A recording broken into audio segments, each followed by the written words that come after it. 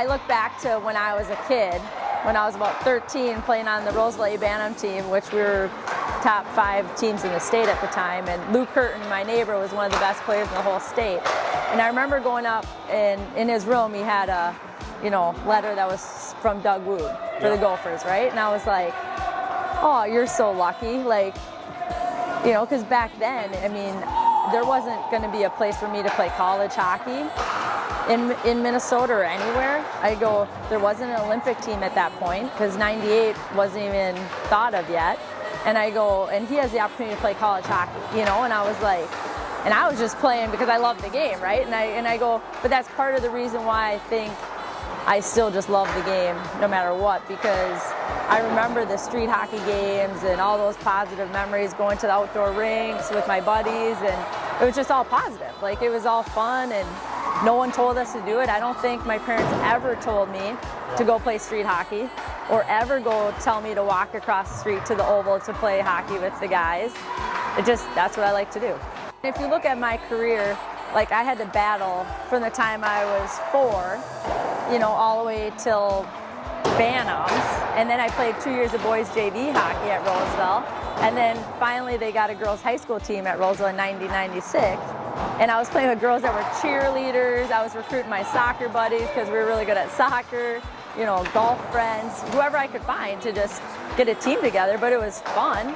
I appreciated that, these girls wanted to come play. And hopefully down the road, and I don't know how I saw this, and it's probably because of my mom and my sister, they didn't have the opportunities. I'm like, these women or girls hopefully will put their kids into hockey. And it's just a thing where you want your kids to have an enjoyable experience, because hockey is like a lifestyle.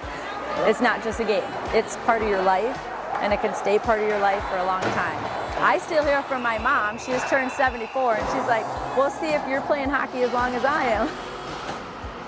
I think I really appreciate every level, because there's something special about every level.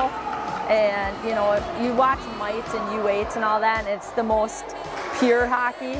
So like, my kids are mites right now, and I'm like, gosh, part of me is like, I wish they just stayed at this age. It's just fun. You can just, laugh at them, you can smile, you can say, good job, as long as, you work hard and you have a good attitude, that's what it's about, right? We can't all be the same athletes, right? You got to appreciate the kids that are like a little bit more intense, that, take a little bit more to rein in, and, there's kids that are just super easy and, that, but it's like, sometimes you want to have them have a little bit more fire, so it's like, it's a balance of, you just got to get what's that kid is good at. And that's with my coaching, from all the coaches I've had, you can't focus on kids' weaknesses. You got to praise what they're good at, because an athlete, no matter where you get to, it's what you're good at is what makes you special and different. And too many times people focus on what kids need to work on too much, versus just take what you're good at and really good at and build off of that. And then if you get better at the things you're weaker at, great, but that's not what's going to make you. You got to be you as a player or an athlete. Girls are very good listeners, sometimes to a fault though. Sometimes, like, it's too literal, so you got to be careful with girls. Like, you can't just tell them exactly what to do, because they're going to do exactly that.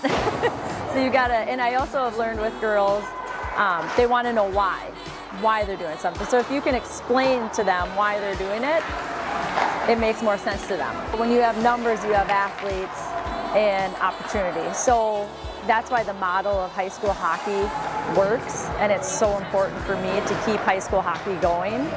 And like I said, I played in 1996, and the girls were not great. But it was just something I had to do to know that it would be where it is one day. Not my time, but it's all about what it's gonna look like. And now, if you look at hockey from back then to now, it's incredible, the difference. But if we didn't start or take that chance, no one would be playing at this level. In the game, you have to appreciate everyone that plays, because the more people we have playing, the better it's going to be. And you're going to find those special gifted players within all the numbers.